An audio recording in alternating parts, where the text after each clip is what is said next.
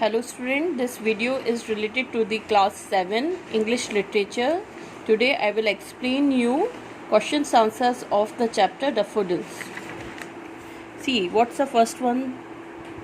Read to understand. Choose the correct option. Its have a first question is, the first stanza of the poem tells us that the poet, what's the correct answer is? It's the third one. Was moving about without any sense or purpose or direction. What's the second question is? In this poem, what does the poet compare the daffodils to? It's compared with the stars. So its have an answer is third.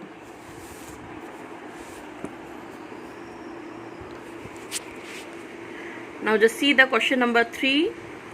In the last stanza, the involved eyes mostly refers to the poet of our mind that. Its have a answer is second. Help us remember things. Now just see the question number 2. Where does answer this question have a first question is, where does the poet see the daffodils? Its have a simple answer is, the poet saw the daffodils beside the lake and beneath the tree. Second question is, what cheers the poet when he is sad or worried about something? Which things make them cheer us up? Makes him cheer us. The answer is, the memory of dancing daffodils cheers the poet when he is sad or worried about something. Which thing cheers the the poet? Dancing daffodils. Now, it's have a third question. Answer these questions with reference to the context.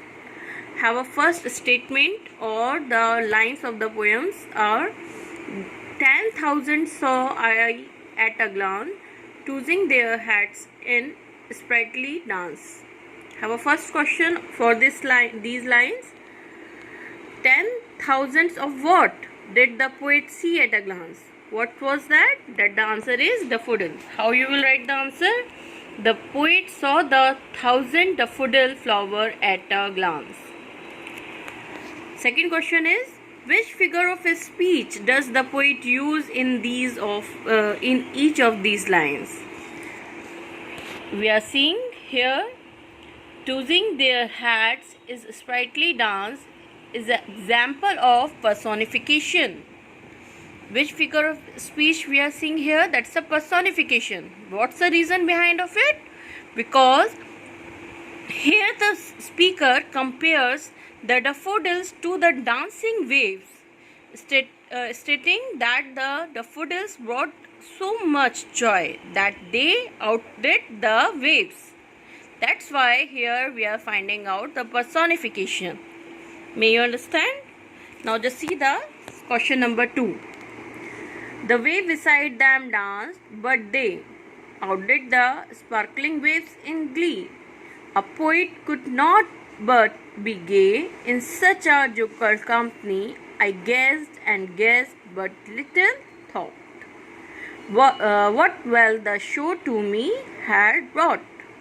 Have a first question for these lines. What were the waves do?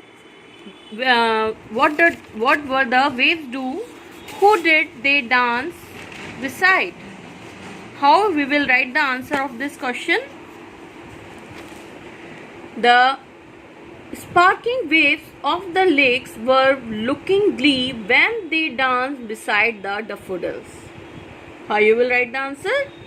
The sparkling waves of the lake when looking glee were looking glee when they danced beside the daffodils.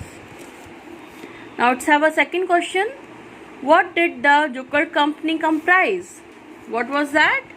The joker company comprised the beauty of the host of daffodils, clouds, stars, breeze, wells, waves, hills, and lakes with the poet. Let's have a third question is, what does wealth refers to in the last line giving above? Have a simple answer. The wealth refers to in the last line given above an abundance of joyful thoughts. Question number 4. Why does the poet say he paid little thought to the wealth? Have a simple answer. The poet says so because no one can purchase beauty of nature. Why so? Because no one can purchase the beauty of nature. Discuss. That's totally applied questions, so you also will done it yourself. Question number B, first and second, that's all well done by yourself. Now the question number C. C have some figure of speech. Here they are defining the figure of speech simile. How we will be think about it? Always there we will find out the word like or as to the compare contrasting thing. When in any line we are seeing the word like or as, there we will find out the simile. It have a first question is, find another example of a simile in the poem. Answer is, continuous as the stars that shine and twinkle on the Milky Way. Here we are seeing the word as, that's why in this line we are finding the figure of speech simile.